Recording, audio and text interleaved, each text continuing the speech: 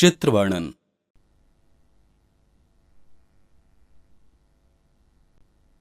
किसी दिए गए चित्र को देखकर उसका वर्णन करना ही चित्र वर्णन कहलाता है।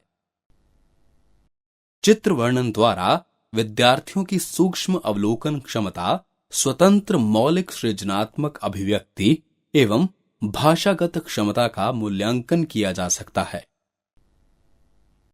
चित्र वर्णन करते समय ध्यान रखने योग्य कुछ महत्वपूर्ण बिंदु।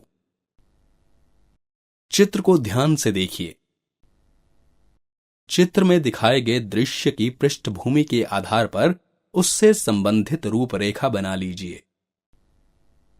यदि चित्र का संबंध किसी समस्या से है तो उसके कारणों पर भी विचार कीजिए।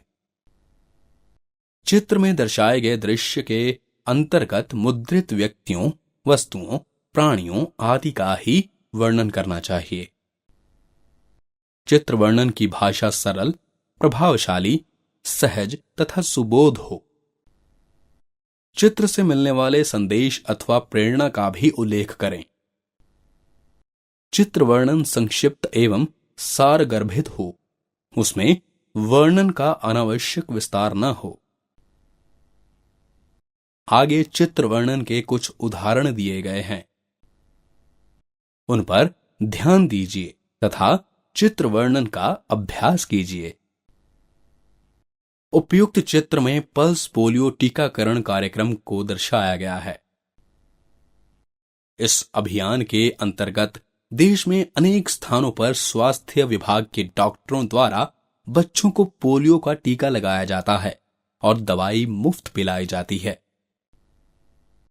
चित्र में किसी स्थान पर एक डॉक्टर बच्चे को पोलियो का टीका लगा रहा है। चित्र में कुछ माताएं अपने बच्चों को टीका लगवाने कतार में खड़ी हैं तथा अपनी बारी की प्रतीक्षा कर रही हैं। सरकार द्वारा पोलियो उन्मूलन अभियान चलाया गया है, जिसके अंतर्गत देश के पोलियो के उन्मूलन का उद्देश्य निश्चित किया गया है।